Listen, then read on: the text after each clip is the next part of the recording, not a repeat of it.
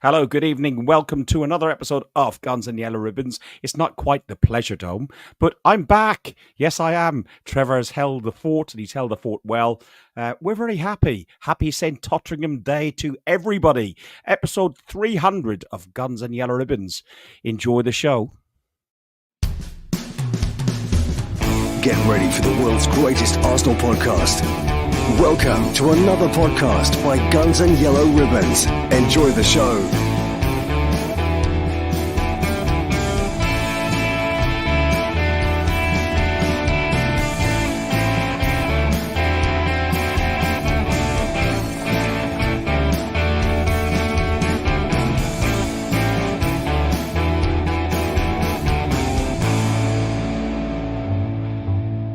Hello, boys. I won't speak too loudly for Trevor and Dan, who are nursing very well-earned hangovers. Myself, I couldn't go to the game for various reasons. And Alex, it was a bit too far for you to commute. Alex, how are you doing? I'll talk to you first because I might get some common sense out of you because I've spoken to the others briefly beforehand. Yeah, I'm doing very well. I mean, it's difficult not to smile after the game yesterday. And I think the boys is probably like the best feeling hangover they've ever had, I can imagine. So, yeah, I mean, it's just a brilliant feeling today after the game. I mean, my heart was racing throughout the last 30 minutes of the game. But, yeah, we managed to pull through and brilliant game. Trevor, St. Totteringham's Day. You went to St. Totteringham School. So, a great day, isn't it? I went to school in Tottenham. I wasn't St. Tottenham School. I went to school in Tottenham, but we've renamed it. Tottenham get battered everywhere they go. Tottenham get battered everywhere they go. Do you know what? Listen, my cheeks are hurting today. I've not stopped smiling all day. I've had to deal with a couple of idiots today, and I've done it with a smile on my face. Nothing was going to change me today. We're going to talk about the game, right? And we're going to tell you how good we were and that.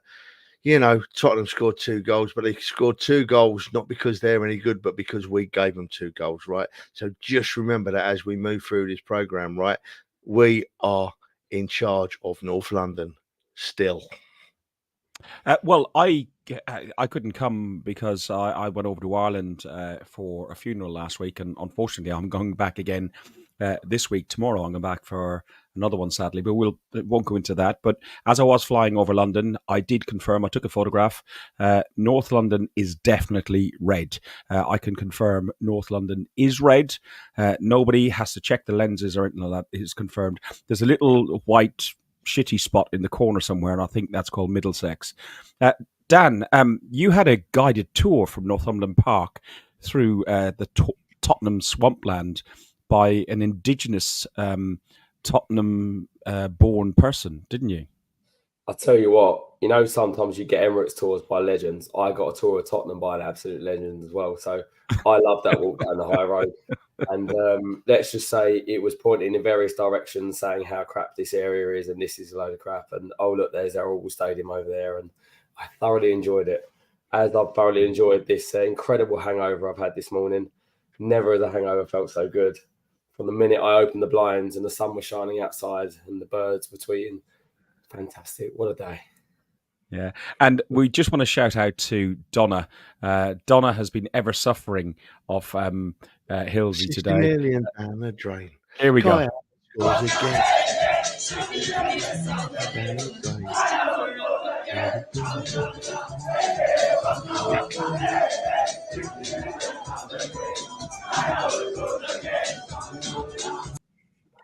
That's Doug.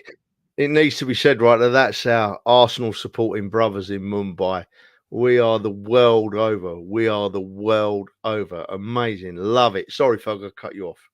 No, it's fine. I was going to say it was Mumbai Gooners, but they were having a great time. But Donna's listened to that for like 14 hours now, and she's texted me, and she's been everywhere texting the lads, going, "Help me, help me." I feel her pain. I had it from Seville to Madrid, Madrid to London, in the car back to my house to pick your car. So yeah, I feel her pain. Wait a minute. We got to stop it now. Oh, Jesus! Stop it now, look. Oh, we're in trouble. Right. We're very upset. We're very upset that that they didn't get a penalty when they should have got a penalty when we scored a second goal. But Yeah. if that we can hold up in mitigation, I do have legal advice in the family, so I am hopeful that we can come to an arrangement, sir. Yeah, exactly. I've not celebrated all day. That's my twin brother that's been celebrating all day, not me. So we might get away with it. Beck. You know We what, might get lads? away with it. Arrest me because I'm bloody celebrating this one and I could not give it. Hey lads, listen. I have had a witness statement from N17, and they've seen this. Unfortunately, if you are squeamish and you like beach balls, a beach ball does get harmed in this next scene.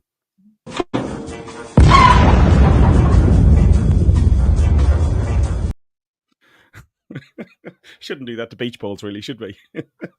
Well, it's the chicken, to be honest, mate. It's the chicken that's sitting on top of it, but never mind. Listen, let's get into the game. So before the game, we hadn't scored from open play in against 7 top sides away from home. We hadn't won back-to-back Northern derbies since 1988, the year I moved to London 36 years ago. It was a must to get the 3 points. It also meant that we had St. Totteringham's Day that we've talked about. It's just a bit of fun, but hey, if it winds them up, it's brilliant. 20 years ago this weekend, we also won the league. At White Hart Lane, we've also won it at Stamford Bridge, we've won it at Old Trafford, and at Chelsea as well. So, Dan, talk to us about, I couldn't go. So talk to us about the nervousness, the build-up, the feeling that you felt going to this game. Well, actually, that was more meeting Trev more than the game, but combine the two things. Meeting Trev is an absolute pleasure of all times, all day and all night, because he is the living legend that is Mr. Hilsey. So I will have none of that speak on St. Totteringham's Day. This is our day, and I'll be nice for the whole day. I won't even take too much of the to be sure out of you today, Fergus. So that's how much of a good mood I'm in. Let's see about that then. Mate, I'm gonna try. They're gonna last. I'm gonna try. I'm gonna pull you up on one thing though, Fergus. It's your pronunciation of White Hart Lane. Just to let you know, it's pronounced Shite Hart Lane. So correct. Please be, pronunciation is key here. Well, my pronunciation is never very good anyway. Yeah, but I'm sure you can nail that one, mate. Don't worry. Yeah, I can. You know what? All week I wasn't really that nervous, and it just hit me the day before. I woke up and I was like, it's tomorrow, and it hit me all of a sudden. And I don't think I was ever to the point where I didn't think we'd win, but nerves of a derby always kick in.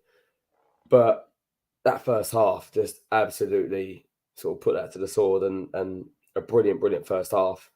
That last half an hour, though, I'd say more than me heart racing, I'd say me backside was twitching for that last half an hour. But I'd probably say this is one of the most confident I'd been going into the derby, just because I felt like we've progressed so much as a team that we knew what job we needed to do when we do it.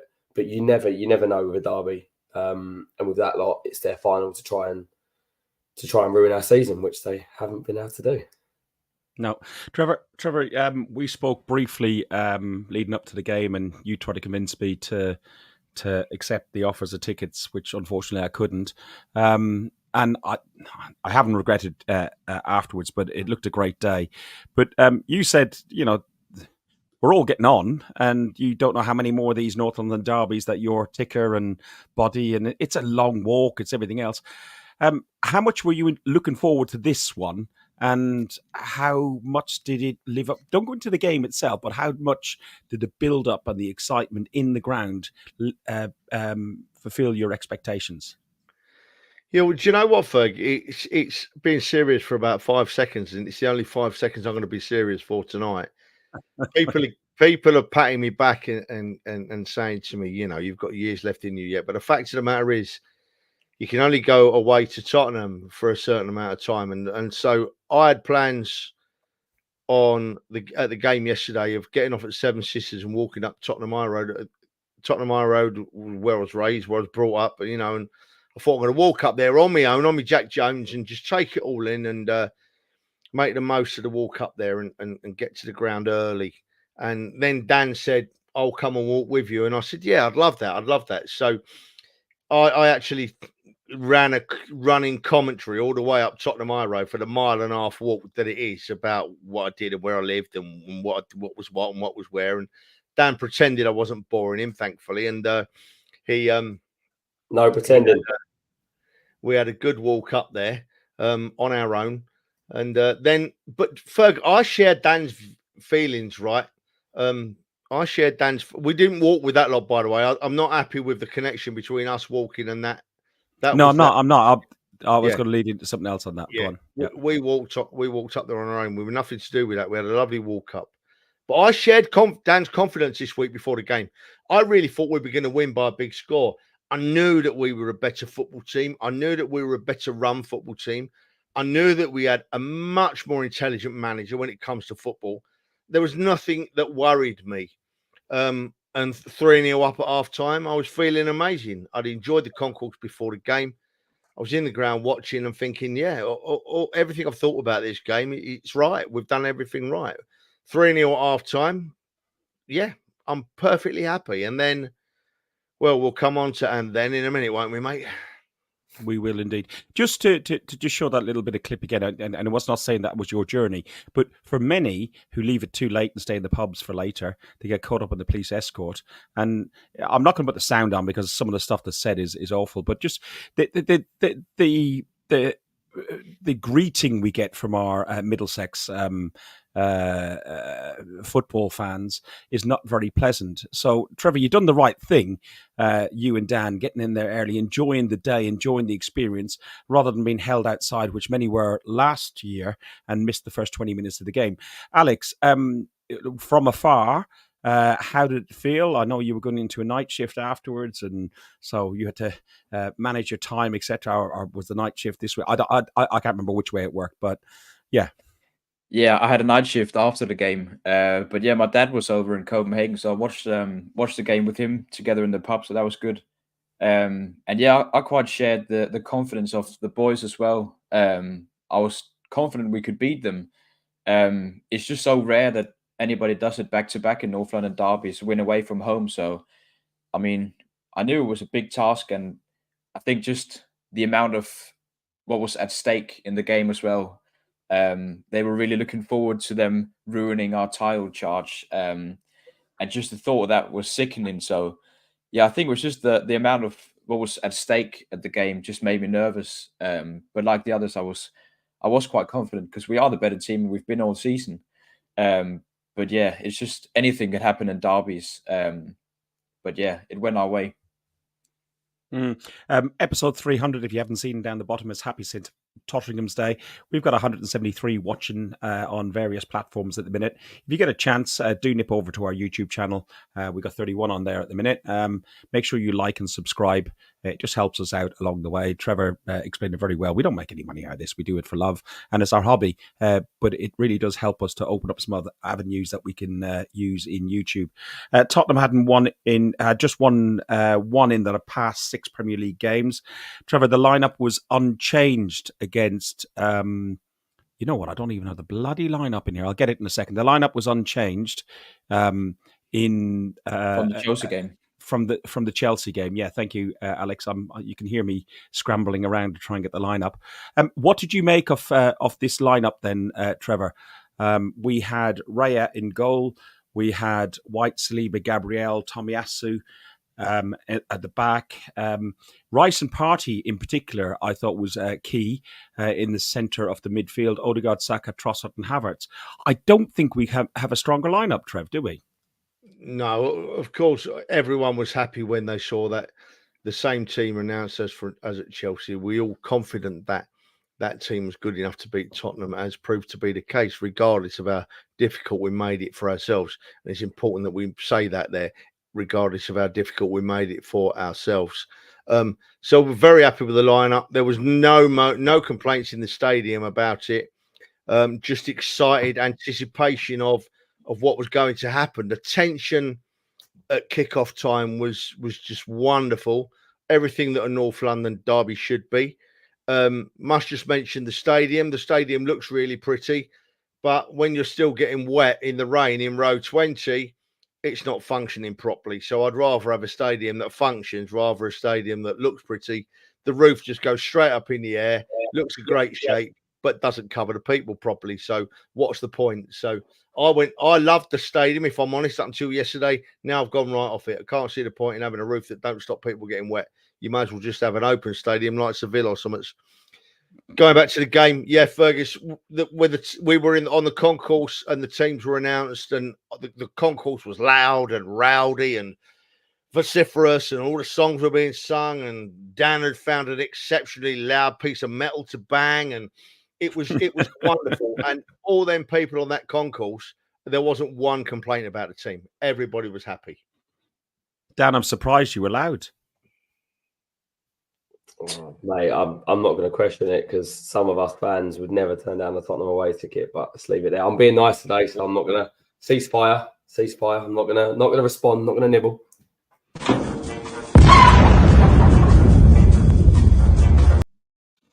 Right, shots fired. We're on the same team. North London is red. I don't know with comments like that. We don't know. Listen, even my bottle is red. Yeah, mine is San Miguel now. I've changed from the lemonade. He's a saint. A typical derby day start. The game was high intensity. Spurs probably, in the initial thing, they came at us, Dan.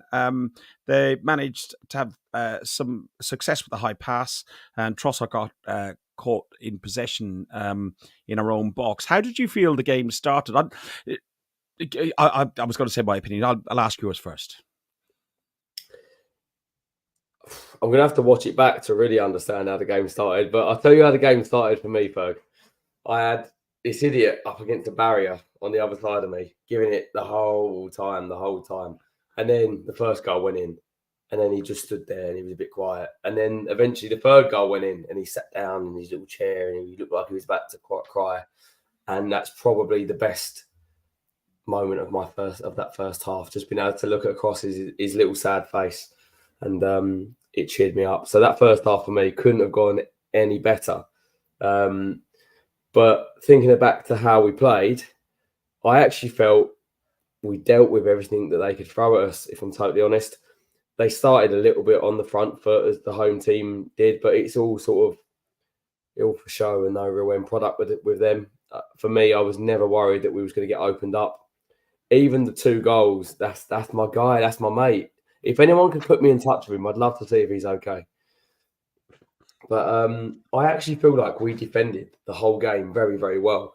And a bit like how we've been this season, 2 mistakes and we got punished twice. So outside of that, really, really sort of well defended. I thought we were tight as a unit. And I thought we were punchy on the break, and set pieces are becoming a massive, massive threat for us to open up in big games.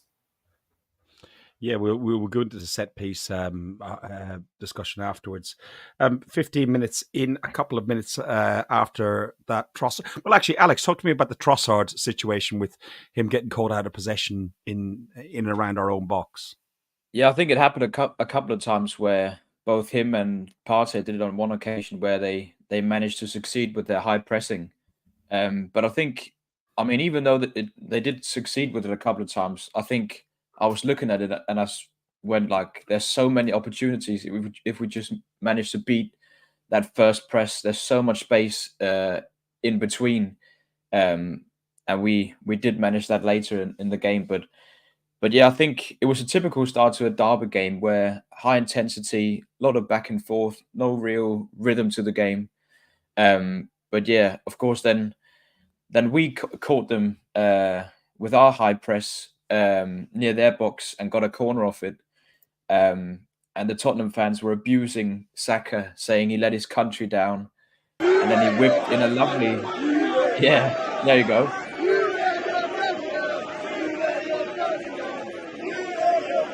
And then he whips the ball in. Carry on, Alex.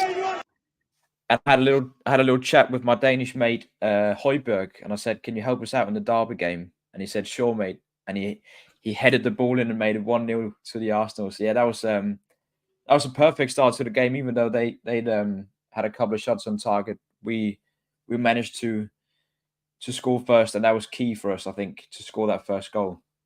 And that's 8 goals for the Danish for Arsenal this weekend, isn't it? Yeah. Brilliant. I'll tell you what. Did you see Saka's response though to that goal? I love Yeah. the turnaround and the cup in the Yeah. ears. Brilliant. All about timing. Wait your time, mate. And I think it's here. He just I think.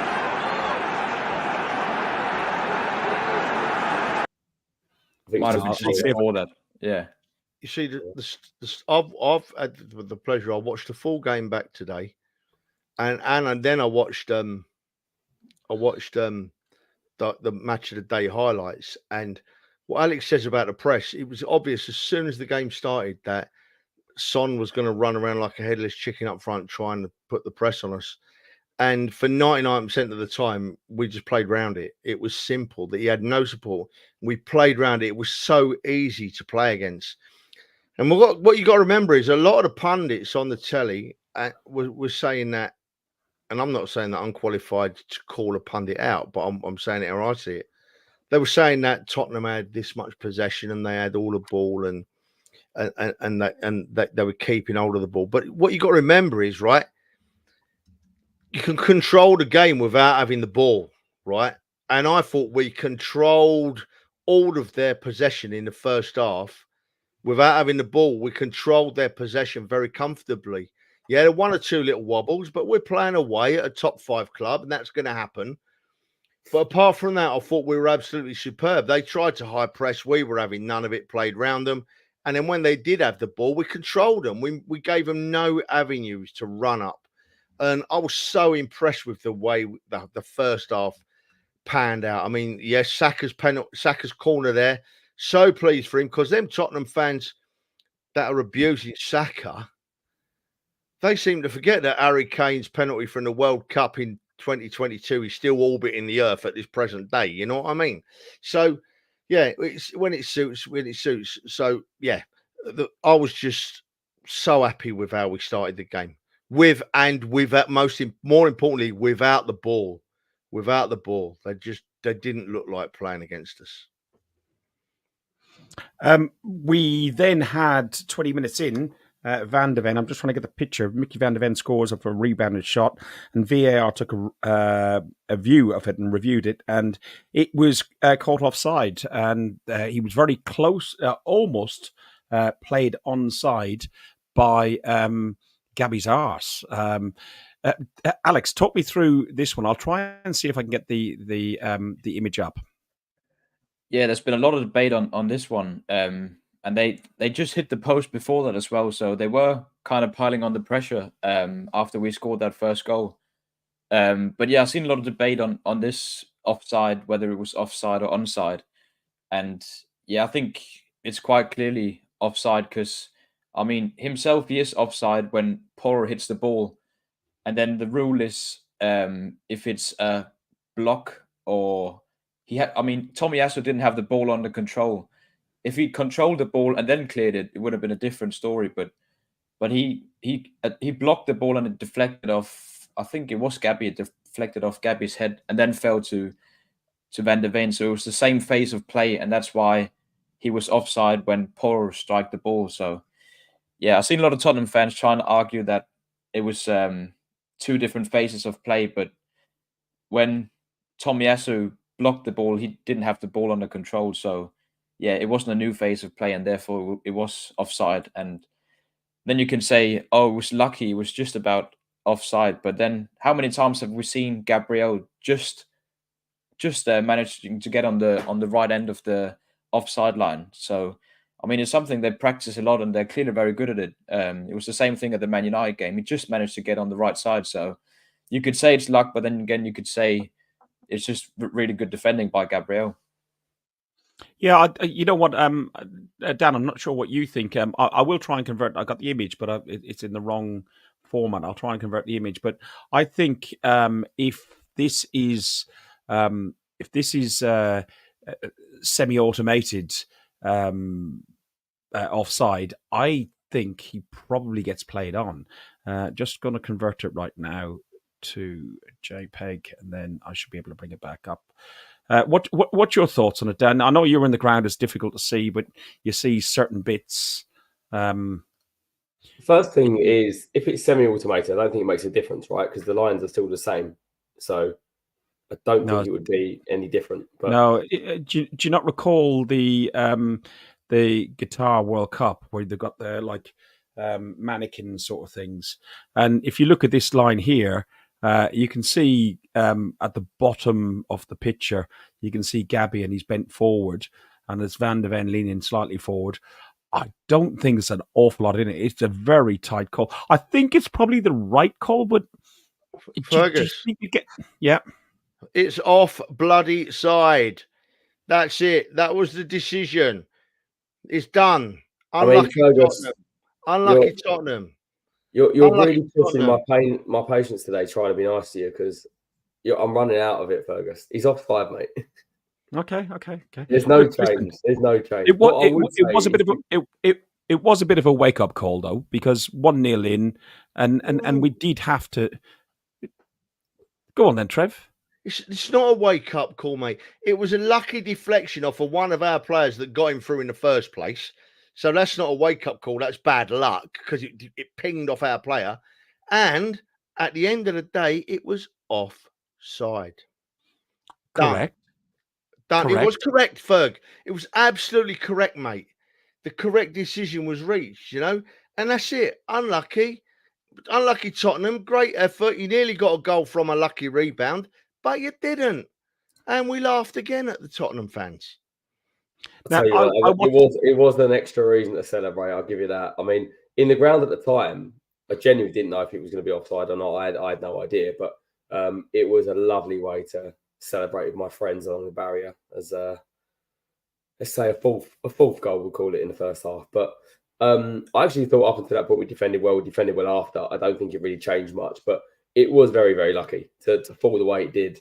At the time when we wasn't sure if it was a goal or not, I just felt a little bit gutted that they've got a bit of luck and got a goal. And then, obviously, the correct decision was not given. My fear watching it in a pub on TV, not hearing all the commentary correctly, was that that would have let Tottenham back in, and then maybe they would have grown from there, and the crowd would have grown and everything else. And the fact was went offside, and not long afterwards we get a second goal. But before that second goal, there was a bit of controversy with which I didn't see any controversy personally from what I could see. Again, I couldn't hear all the commentary, but they kept on going back to is it Kulusevski been taken down in the box.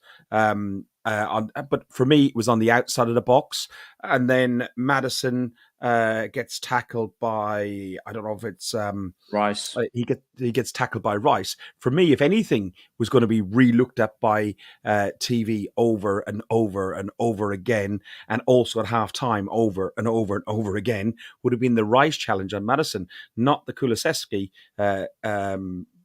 challenge, which he fell over in the box after being checked outside the box. No more. Alex. Yeah, I think for me, there was more in the Trossard challenge, I don't know what you call it, but I think for me, Rice, he clearly just got the ball, so wasn't anything in that. And I'll still say I don't think it was a penalty because Trossard, it's so minimal, the contact, and he didn't even fall over straight away. He kept on going. So, I mean, I think it was a good job by Michael Oliver. They didn't give the penalty. And yeah, I mean, I'd been fuming if they'd gotten that penalty, especially after we went on to score afterwards. That would have been like a double whammy if they'd taken our goal away and given them a penalty. But yeah, I think it was the right decision. Obviously, they're annoyed, the Tottenham fans. But yeah, it's so minimal, the contact from Trossard. And he was looking the other way. He wasn't intentionally trying to foul him. So yeah, I mean, we saw it at was it David Luiz away at Wolves a couple of years ago, where he was running behind their striker, and he just the Wolves striker, he just clipped his foot onto David Luiz's knee, and it was kind of the same here, but it was even less contact. So yeah, for me, just not a penalty. a good point, Trevor, about the referee. Many a time that we do criticise referees and match officials, VAR, etc. Michael Oliver is not a fan's favourite, but if anything, I think he let more go than he should have. I thought he had a great game. I thought he let the game grow. Yeah, I couldn't see nothing wrong with the referee. I mean, I can't see how that's even sniffed as a penalty. Trossard's running alongside him for the ball, and they brush together. It's a physical game. I was listening to one of the pundits on Match of the Day saying that's a definite penalty for me. Come on, mate, you played a game. It's a physical game. You played a game. You're allowed to come together. Trossard wasn't even looking. It was no way was it a penalty. And then, of course, the Maddison incident, as we're finding out more regularly now, Maddison is a horrible little person. Maddison is a horrible little person. And he went straight to ground there. Straight to ground. What's his name? Gabriel hardly touched him, actually knocked the ball away, and he dived to the floor. And he annoys me so much. Maddison and Richarlison annoy me.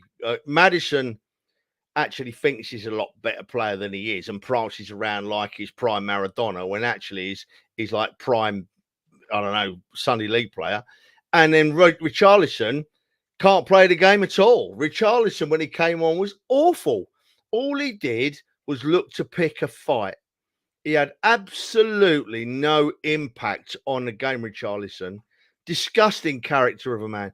Just looked to pick a fight. And if we're talking about referees' decisions, for me, the biggest one that was missed all day was Richarlison taking Gabriel out nowhere near the ball. Absolutely laid him flat on his back. And they've not even looked at it. Which is okay in the context of the game. I suppose it went both ways like that. But when you talk about the VAR, it is just worth mentioning, just changing the subject ever so slightly, that the VAR was an Australian lad yesterday, and what's his name? Jarrett, whatever his name is, right? He's an Australian lad. And he didn't do bad. He did all right. We can't fault him. But Tottenham have an Australian manager, right? So why put him in there in the first place? If it had gone the other way, they'd have got so much grief. Oh, Australian manager, Australian VAR official. They'd have got so much grief. Why risk that? I mean, in the end, I have to hold my hands up and say I thought they all had a good game, the officials, apart from the Richarlison on Gabriel, which I thought was a bad miss. But they had a good game, yeah, absolutely. No complaints at all. You just reminded me of something that happened during the game, and you just talk of Maddison, and I think after the first goal, I leant over the barrier, and I remember looking at some Spurs fans, and I just gave the little dart celebration. They wasn't too happy, but it made me smile. You see, folks, this is a really interesting comment here from Heath. Heath, who's a great friend of our show, as we all know, Ferg. Trossard made no effort to play the ball. It's the slightest of touches. He wasn't making an effort to play the ball, but neither was the bloke that supposedly got fouled. What's his name? They were just both running. There was no going at each other from either party. They were running together and they touched. Trossard kept going. He fell over. You know, that was he passed the ball afterwards as well, Kulusevski. So he kept on going and he passed the ball. So, yeah. I don't know about you guys. It makes me feel even better about that second goal because not only did we score, but also they're being proper salty about it. And honestly, exactly. It just makes me smile. I think some of the Spurs fans, they're getting fed up with Maddison as well. Because, I mean, he's underperforming and he didn't track back after he dived in the box. And it cost him. Mate, he was oiked off after 60 minutes. And he was oiked off for no other reason than he's not very good at all. Exactly, yeah. He really isn't very good. Yeah. Right, Rice released the ball for the counter-attack. Havertz finds Saka with a long ball, and he takes a brilliant first touch, cuts inside, beautiful finish, and it's 2-0 Arsenal. We carry on 38 minutes, and there's a corner from good play from Trossard down the left flank. Rice whips it in, and Havertz, 60 million down the drain. He scores, and it goes 3-0.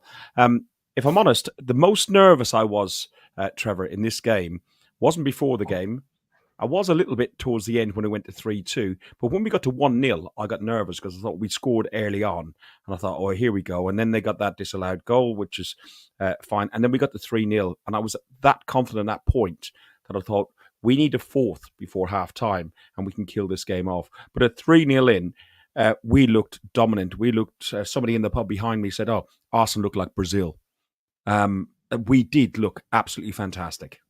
We took our chances. We took our chances so well. I've got to give Saka credit for his goal. As soon as that a superb ball from Havertz, by the way, to pick him out in his stride. Great control from Saka. And as soon as the defender went a step too far and allowed Saka to cut inside, I knew it was going to be a goal.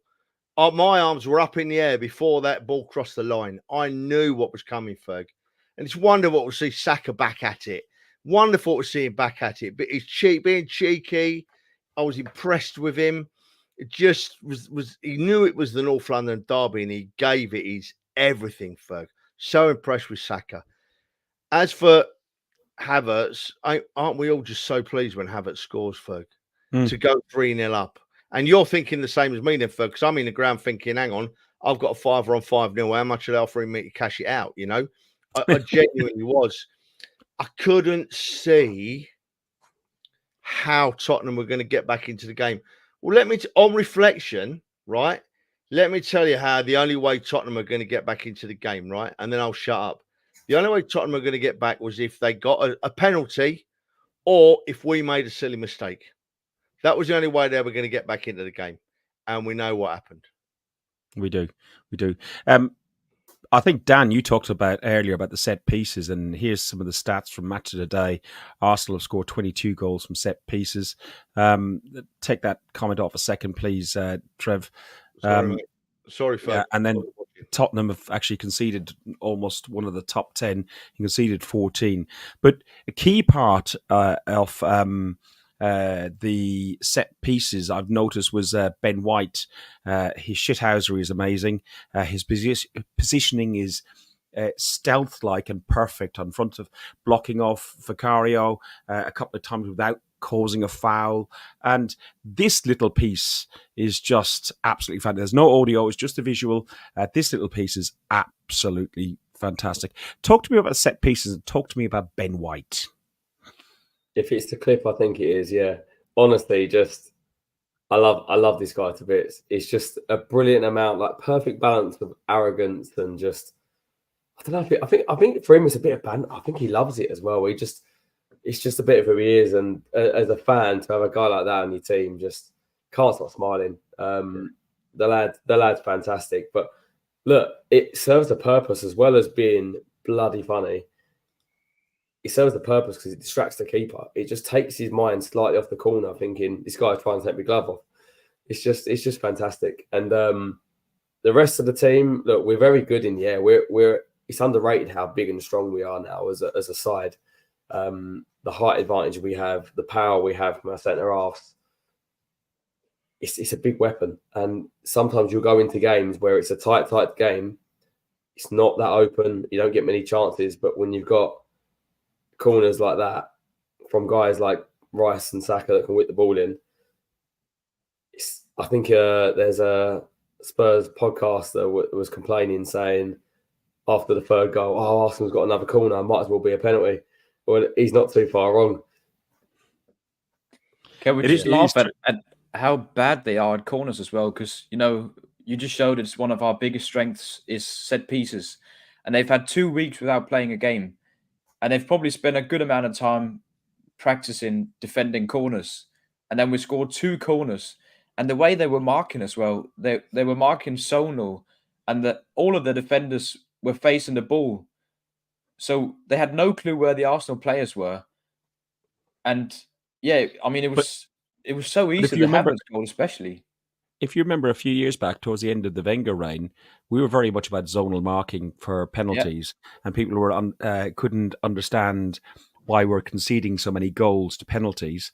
And Wenger was adamant to stick to zonal, and it just shows that you need to change it up and sometimes use bodies to get in the way of other bodies, because zonal doesn't work. Yeah, I mean, it's not even the zonal in itself. It's the way they execute the zonal marking, where none of them face any of the Arsenal players. They're completely fixated on the ball and trying to head the ball away. So they haven't got a clue when and where they're coming from, the Arsenal players, and they haven't got any real blockers. And I think it was Kulusevski who was trying to sort of mark Havertz and block him, and then he ended up running into his own player because he was fixated on the ball.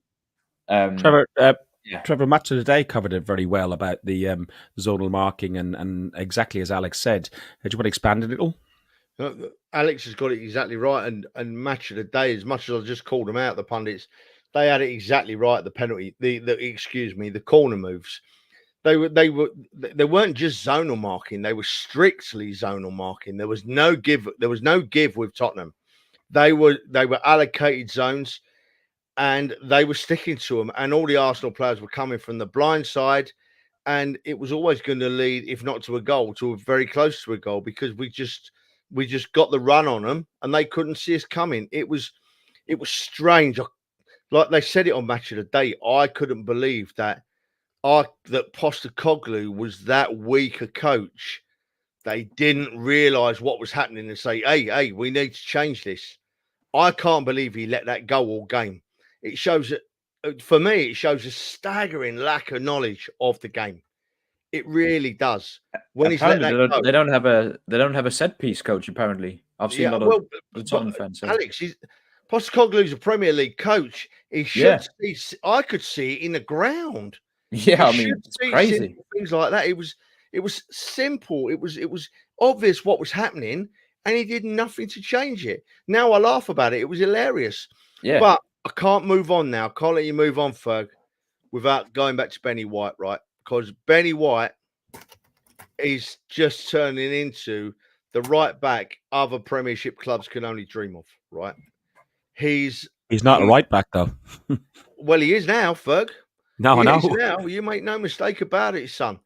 He's a right back, and not only is he a right back, he's a right back of the highest quality. He's reading the game really well. He goes up and down the line really, really well. He doesn't get caught forward too often, but he's often forward in the box. You can tell he enjoys playing the game, but he plays the game in his own unique style. You wouldn't call him dirty and you wouldn't call him horrible. He just plays the game on the edge, right? And he should be credited with 2 assists for yesterday for them corners. He should absolutely be credited with 2 assists because he never touched Vicario, but Vicario never got anywhere near either of them. Absolutely. And when you ask me at the end of the season who Lee's come in here, when you ask me at the end of the season who my player of the season is, from a team where you could pick most of the players and make a case for them, Ferg, I agree with Lee here. For me, absolutely superb. As you said just now, Ferg, rightly, mate. I wouldn't say Lee is totally right. I said best improved player for sure, but not best player. Well, I think he's our best player, me. Okay. I think he's our best player. I think he's, when you look at what he attributes to the overall game, forward and defensive, I could make a case, as I just said, for most of the team actually. But for me, Ben White has been special this season. Been really special. I was going to jump in about something different, but I now can't move on without the player of the season. There's still only one player of the season for me, and that is our skipper, who has not stopped running since the first whistle of the season. And I'm pretty sure he's at home running around now because he just can't stop running. But I had a little suggestion for Spurs because obviously I'm pretty sure Levy's watching this podcast. So if he's watching this, I'm sure he is. They obviously are watching the pennies a little bit, which is why they can't get a set piece coach. But if they just stopped spending money on those 2 Wallies that stood up on the top of the roof with that trumpet. Oh, that was hilarious. That was the cringiest thing I've ever seen. I mean, honestly, we can be quite cringy with the buskers inside the stadium for the derby, but that was the cringiest thing I've ever seen. I'm not a violent man, but if one of them fell off, I would have probably laughed for a little bit before I checked if that was all right. Oh, yeah, that was funny. What a bunch of Wallies standing next to a chicken on a roof. It was their World Cup final, wasn't it? You know what? They started doing this thing because I've some of my friends over the pub, Alex, and we have a bit of banter, all good humoured and friendly and everything else. But I turned around to one of the guys and said, "Oh, mate, that's absolutely embarrassing. You're trying with this guy with a trumpet, doing all when the Spurs and everything else." And you're just trying to create something that Arsenal have created naturally, which was North London forever. And they're trying to create this thing and generate something. And it's absolutely embarrassing. I see it more as a Southampton song as well, when the Saints go marching in. Mid-table teams, mate. Mid-table teams. So not surprised they want it. Ferg, look at that, mate. Our great friend and our really great friend Lyle sums it up perfectly. Look, there you go. Yep, there you go. West Ham second half, Spurs made some changes, and rightly so, because Højbjerg and Bentancur in the midfield, which gave them no legs, no mobility or anything like that. So they brought in Pape Sarr. How did you feel, Dan, that changed Spurs? Because Spurs did come out and did look a better. Well, you were drunk, you won't know. I was just about to say, Ferg, I didn't even know they were starting, mate. At the Alex, I'll move this one over to you first, and then we got to Trevor because he watched it back. I'm telling you. How did you feel that they changed? Because the tempo changed very much by Spurs, and they grew into the game a little bit more.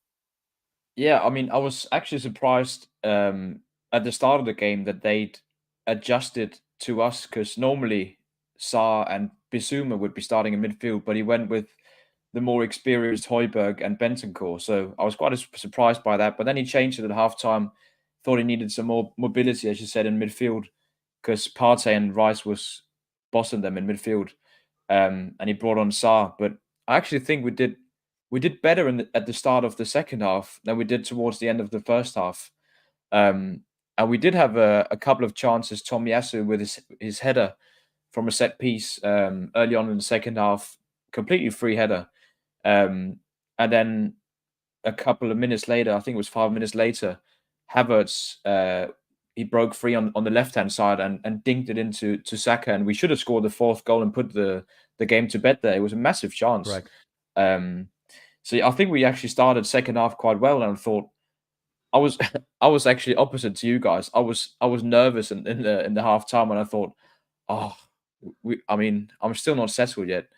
But I think if we'd scored the fourth goal, it would have been game over.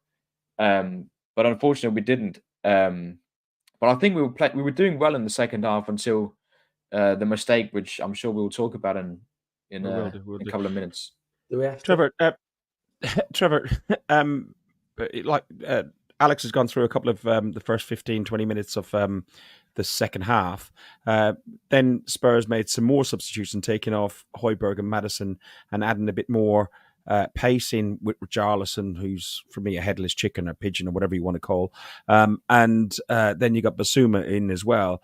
And just after that is the lapse of concentration or misfooting, I felt at the time watching it live, by Raya. And, before you even reply, the thing that really annoys me, even on some of the good groups that I'm on and everything else, people were slagging him off. He made one mistake.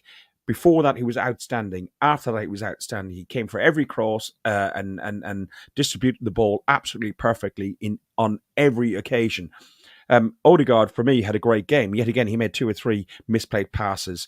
Rice gave away a penalty. Rice made some mistakes. Other players made mistakes, but nobody's gone down and jumping on him. And people are going, bring in Ramsdale and Reyes a liability. It just really annoyed me. Talk to me about the misplaced pass and how it came about in your view and there afterwards. Look, right. I mean, yeah, all players make mistakes, right? But goalkeepers are accepting of the fact that when a goalkeeper makes a mistake, it normally ends up in a goal for the opposition. That's what puts the extra pressure on the goalkeeper. Firstly, do you know what? Leading up to that, Alex is exactly right, Ferg. We came out second half, right, and we looked better than we did in the first half until they scored their goal. We had the Tomiyasu chance where he put the header over the bar, and how the keeper saved. Credit to the keeper, Tottenham keeper, how he saved that one from Saka, I do not know. So we should have been 4-0 up, possibly even 5-0 up before it all happened, but it didn't. So Raya's come out for that ball, and I've watched it back today because when I was watching the game, a bit like you just said, I thought he's caught himself on the wrong foot here. Not only has he tried to kick it with his weak foot, but he got his feet planted wrong. And I watched it back today, and I thought he had an easy ball with his best foot, with his right foot. He had an easy ball to his left, just hook it with his right foot. But he tried to be cheeky and chip it out, didn't he, over the attacker?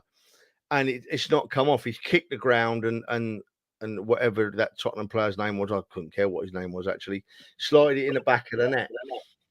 Right. And then, of course, right, that's lifted the crowd, right? You're in a big stadium and that's lifted the crowd. And that in itself creates pressure, right? But I knew when they brought Richarlison on, I thought they're weak now. They're with what Richarlison on. He's an awful player. They're weak. And he didn't do anything, Richarlison. And I thought after the first goal went in, they had a lot more of the ball. That was going to happen, but I still felt that we controlled it. I still felt that we controlled it nicely in our final third of the field. I really did. As Dan said earlier, we were talking, I was really pleased I didn't get a second goal straight after the first one, because that would have been a different game. But they weren't going to, because we were all right defensively. We were doing all right. And as I said, they weakened themselves with bringing Richarlison on.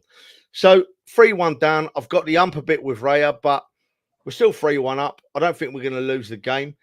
And the most important point to wrap up, Ferg, is that when a goalkeeper makes a mistake, they can go one of two ways, right? They can either look like they're walking on a knife edge for the rest of the game and look like they're going to give a goal away any minute, or they can put the mistake to bed and they can play out of their skin. And I thought Raya just showed a massive pair of balls with the way he played after they scored. Superb. His collection of crosses was absolutely superb, mate. It was indeed 366 in watchers on various platforms. As I said before, if you do get a chance, jump over to YouTube and click on the subscribe. It helps us do some stuff. Dan, I know Trevor jokingly came along and said, "Don't know what that player was that scored that first goal following Raya's mistake," but it was Romario. And in fairness, he was probably the best player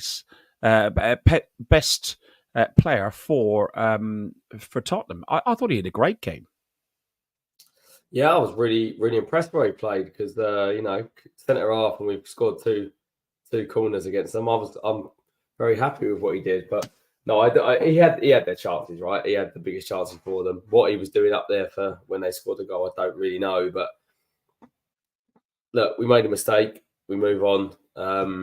I think he probably changed his mind a little bit, Raya, at the last minute, which might have sort of led to the mistake. But I've got a theory on it that we knew we were battering them, and we just tried to let them back in the game at 3-2 to give them a little bit of confidence, so that when they go to play City later in the season, they have another title come back to North London. Cheers, Lee, for the comment. He loves the programme. Top four lads. I really appreciate it. Stuff like that we really do like. It's nice to know. I hope you're right. I do hope it is that we've given them a bit of confidence, because it would be really ironic if they do get any result against City, and it helps hand the league to Arsenal yet again. Like, we took the captain away and won the league at their place. It would be absolutely lovely if they handed the league to us. 84 minutes. You know what though, Fergus? Just quickly, I genuinely think they can, and I think it would hurt their club so much to hand us the title. It would just make it even better. Just, if there's a script writer out there somewhere, they're writing it for us. They really are. Do you know what, Dan? Do you know what, Ferg, right? Think about it this way, boys, right? Think about it this way. They've got to go for Champions League place, right? If they don't get the Champions League place next season, they've got a massive, great debt to pay off on that stadium, right? And the Champions League place is where they need to be to keep their finances correct. So I don't think they're good enough to beat Man City. After what I saw from them yesterday, I think Man City will tear them a new one. Sadly, I agree. But the fact of the matter is, they've got to try against Man City. They've really got to go at it. The club won't let them do anything else, mate. The players would want to play in Champions League as well, so I think they'll be up for it. I do, and I think they will, but unfortunately, I think that they're not good enough against City, and I think Haaland becoming back fit again will just make it very difficult for them. 84 minutes in, Davis goes down in the box as a challenge by Declan Rice. Declan isn't looking at the player; he's clearly looking at the ball and catches another ball. Sadly, it was Davis's ball, and Davis won't be having kids for at least another 6 months. But it was a penalty. But Oliver missed it, and VAR had to call him back in and go, "Oh, you need to look over the screen and look at this. Davis's balls are all over the pitch," and he did. He gave the penalty to Tottenham, and rightly so, I must admit. But gladly, he didn't give him a yellow card, because Trevor, if he had given Rice a yellow card for that, he wouldn't be available for our next game.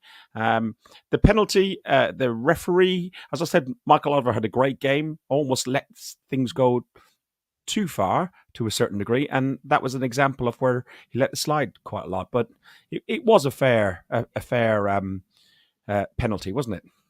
Yeah, I mean, yeah, you've got to give a penalty there, but I think it's not a yellow card, because if you look at Declan Rice, he's actually trying to kick the ball. He don't know the player's going to jump in the way.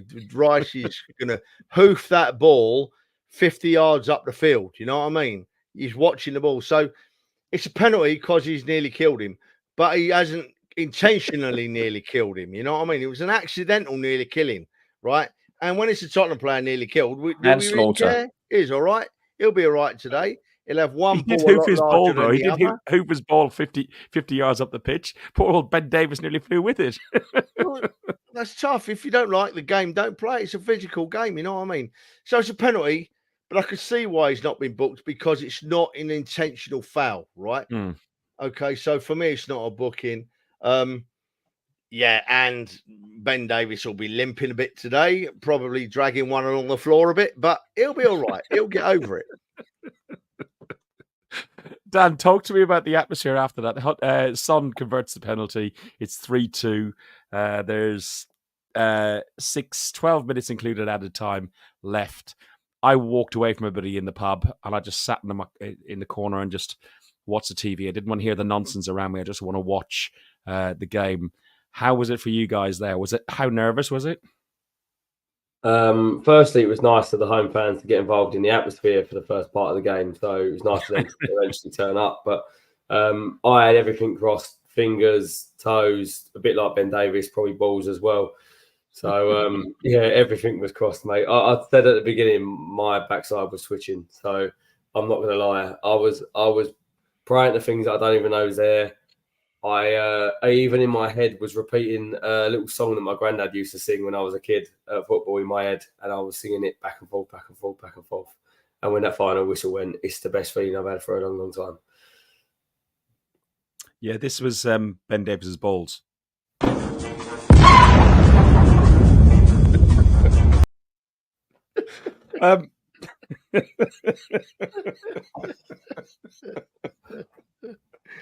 For any females that might be viewing the show, right? Getting one in the balls is worse than childbirth. I'll tell you for nothing. Careful, Trev. It proper kills. Gonna get us cancelled. I played rugby once, right, and I got one stamped on in a ruck, right, and I was swinging my leg for a month after. Let me tell you. Go on, you better take over. Oh dear. So the away end went nuts. Went nuts. Come on, Fergus. The away end went nuts. It's all scripted, honest. The celebrations were manic in the away end. There was pictures of Lyle, Coatman. Everybody were on the pictures on the TV. And then the team came to the away fans. Trev, how good was it to see the smiling faces of the team running up and celebrating? It was Mikel Arteta's 100th win as Arsenal manager. All the Korean fans that were, and there were a lot of Korean fans in that stadium yesterday, were there. given Ben Davies a career name, they're now calling him One Hung Low.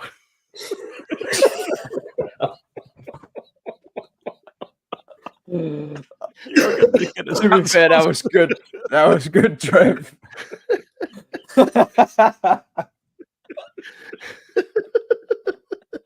What a low. Stop now. I'm crying. It's not funny. It's not funny. Ferg, listen, right. What was the question? Oh, I can't remember what the question I don't know. was. Next up, 12:30. We got Bournemouth. We've got 3 games left. Bournemouth at home, Man United away, and Everton at home. Bournemouth are 10th in the league. It looks like they can push for a chance, an outside chance of European football. Trevor, how do you think Bournemouth are going to come to us at the weekend? Are they going to be on the beach and happy with 10th, or are they going to be pushing on? I mean, I was impressed with Bournemouth at the weekend. I thought they showed some right balls in that game they played. Let me tell you, they properly play well, but they shouldn't be good enough to trouble us at the Emirates. So I'm confident that if we keep playing to our present standards, we'll be fine against Bournemouth. I'm not worried about any games we've got to play now. The 3 teams we've got to play, I know that we're better than.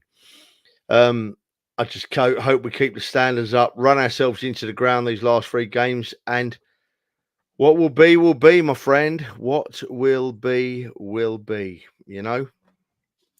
We're going to be in there early, Dan.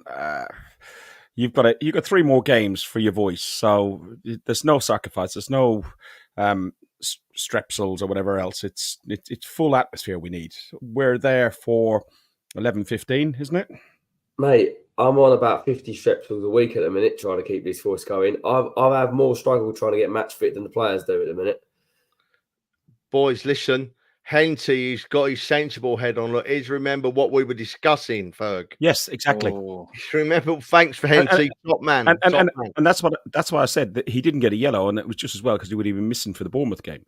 Yeah. So, which I think he's saying that you're wrong, that he wouldn't have got a ban if he'd gotten a yellow. No, I believed he would have. I don't remember him having that many yellow cards this season, but I think it's over the whole over the whole league. I think it's 10 yellows over the league. Alex, what's your thoughts on the Bournemouth game? Any fears? Who do you fear? Solanke is obviously a striker that lots of top clubs have been linked with. I mean, they're a good team, but we're playing at home and we're playing for the title.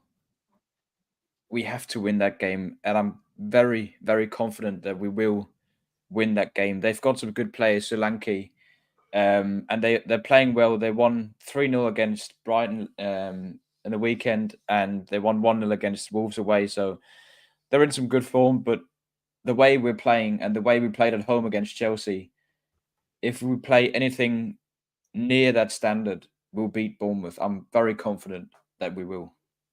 Okay. Henty said Rice is on 8 yellows. I've not looked at so I'll trust you there, mate, for sure.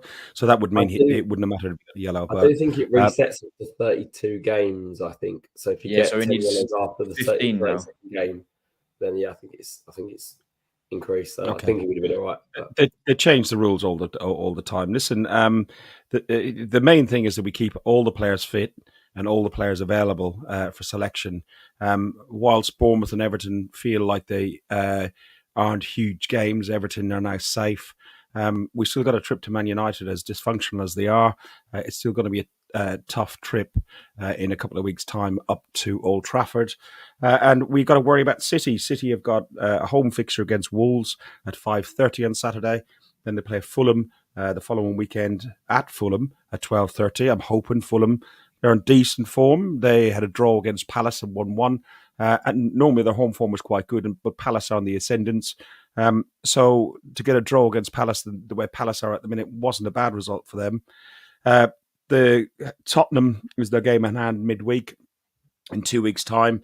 And we don't know what's going to happen there. And then at the end of the season, they host West Ham to finish the season off. Trevor, can you see them cocking up. Mate, Ferg, listen, in all seriousness, I'm not thinking about it. I'm on it. I know it's a right old cliche. Yeah. Yeah, but I just, if I start, me, what I'm like with my nerves and getting jittery and sweating and going for a wee every 5 minutes and that, I can't afford to think about it because my head will be a shed and I won't sleep at nights, mate. But I thought that was your age. to not, yeah, well, you're not wrong. Yeah, you're not wrong. But yes, of course, every team in the league can drop points. Wolves have had some very good away results. Tottenham need to get Champions League. West Ham need to get in Europe. So who knows how it works? Who knows how it works, Ferg? It could. It. I think we're favourites to finish second, but by God, I hope I'm wrong, boys. By God, I hope I'm wrong. Do you know what? Something else as well that I forgot to mention earlier, Ferg. Hold that subject. That ground at Tottenham yesterday was full of Arsenal fans in the home sections. They were absolutely everywhere. Did you see the Australian guy? Yeah, and there was a load of Hyun-Min Song fans, and then there were a few Tottenham fans. So yeah, but as for City, Ferg, I'm waffling a bit, mate. I can't think about it. I won't sleep if I think about it. I'm just, yeah, of course they can drop points. Of course they can drop points, but they've got to be big favourites to win the league now. Yeah, they have. A couple of images from yesterday, Saturday. This is Dan and Trev before the game.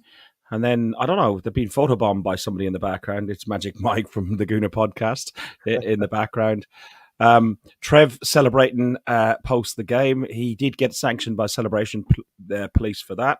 But I think the boys got away with it, but it looks like I'm going to be a grass. Lyle and Kirk. Yeah, geez, my brain went blank then. Really, really good photos. Some really good stuff there. Guys, we're going to be back. I won't be here Thursday. I'm not back from Ireland until Friday. So keep an eye on social media, what we do. We will do a preview weekend, probably similar to what Alex and Trev done last weekend, which was really, really good. It is the Pleasure Dome. It is the Trev and Alex show.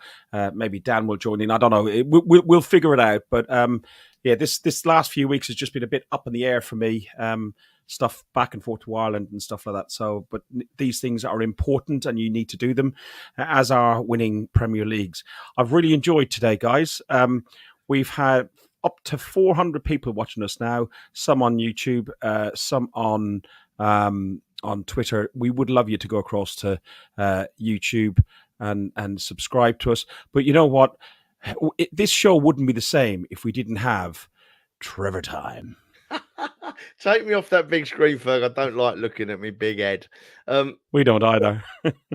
Look, right. I had two little things tonight, right? Firstly, wherever we all want to win it now, we all want to win it desperately. But whatever happens, what a ride that team's given us this season, eh? What a ride! They've shown an improvement again. They've lost in the Champions League by the skin of a tooth. There was nothing in it, and then they've given us this hope all season in the league. Hope, and I can't ask for any more as an Arsenal fan. But I've got to finish on Gary Neville. He said that I saw it this morning. I listened to it. That he thought the Arsenal-Tottenham derby was the third best game in the league all year, behind the Liverpool derby and the Manchester derby. And I just want to pick friendly fault with him. I'm not having a go at Neville here because if you ask Everton fans, I would assume they would say their biggest game against Liverpool, yeah? But if you ask a Liverpool fan what their biggest game was, I'm pretty certain they would say Man United. And if you ask a Man United fan what their biggest game of the season was, I know lots and lots of Man United fans.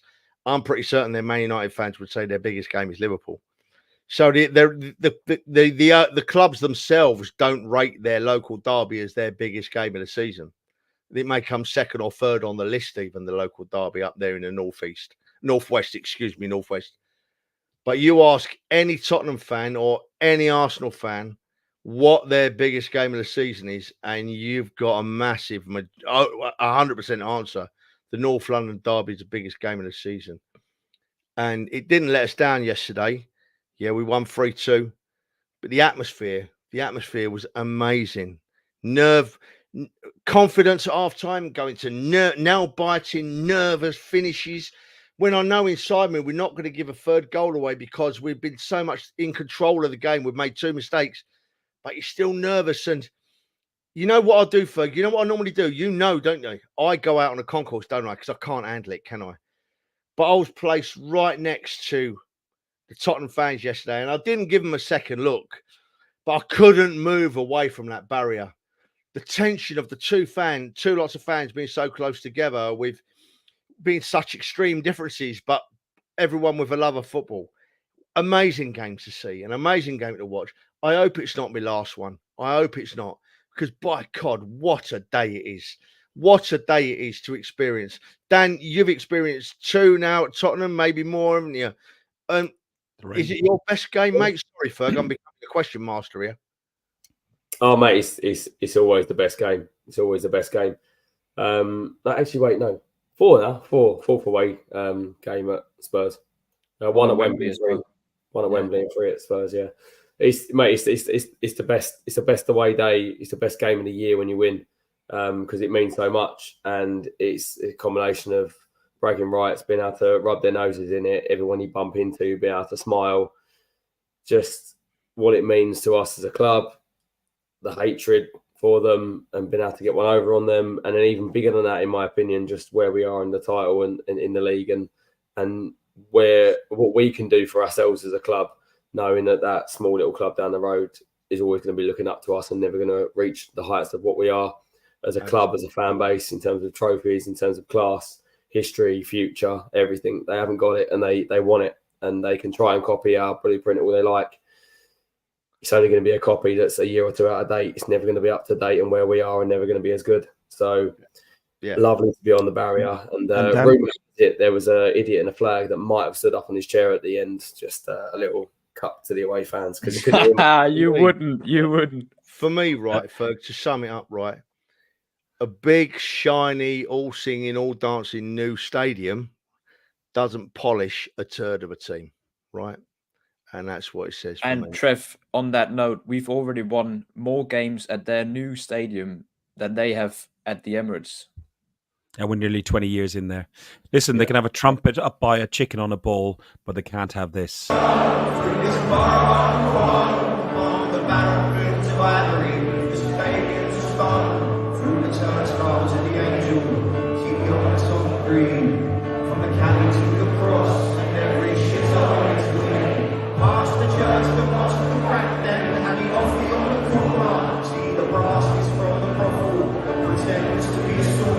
Watch the venom and the bookies, see the winners and the losers, seeking solace from their sorrow in the local battle cruisers.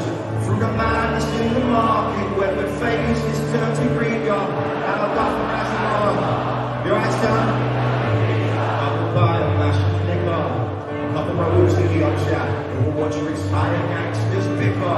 Every day an office cat. The little fuckers causing trouble for the causes make you smile. You meet your muckers for a couple.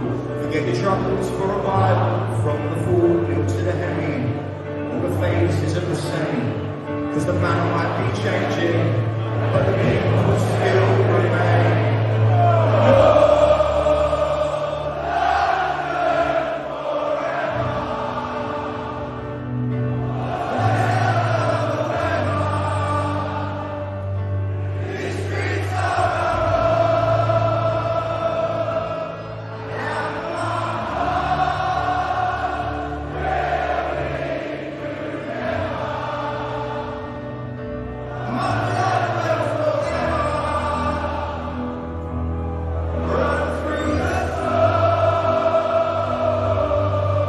There we have it.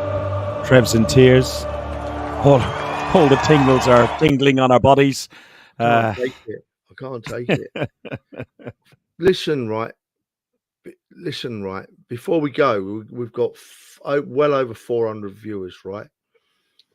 And Ferg, you've got to listen to me here, mate, right? Because I'm being sincere for a minute. You've got to listen. We've laughed tonight. God, have we laughed? God, have we joked? God, have we taken the Michael out of Tottenham? God, have we celebrated our win? But we've only done it, right, because everyone out there, right, my mate Fergus, my really good mate Fergus, and I'm not going to go into details, but has had excuse my language, a fucking awful time last week, and it's ongoing. And yet here he is tonight, holding it all together and leading us all through what I think is a great podcast. I don't know how you've done it, Ferg. I couldn't have done it, mate. My thoughts, I love you. My thoughts are with your family. I love your brothers, mate. And I just want to say thanks, mate, for doing that tonight. You're a better, stronger man than me, pal. Thank you. Very kind. Yeah, it's been tough. Well said, Trev. To put it into a little bit of context, I lost my aunt last week. And in Ireland, holidays, funerals are very, very quick. And I had to fly out short notice to Ireland last week. And we laid her to rest on Thursday. And I came back on Friday. And some of the guys are messaging me on Saturday evening. I mean, I hadn't been with my wife more or less all week. And I just messaged back, guys, I'm just spending some time with the wife. Haven't been with her for the week. We're going to watch a film. And then I had a phone call from my cousin. And sadly, my uncle, my godfather, died of a broken heart. So I'm back out to Ireland on Tuesday. Up the Arsenal, fuck the Spurs. Thanks for listening to Guns and Yellow Ribbons, an Arsenal podcast by Arsenal fans for Arsenal fans. Follow us on Facebook at Guns and Yellow Ribbons or Twitter at Guns and Ribbons. And remember to rate and review us too. Up the Arsenal.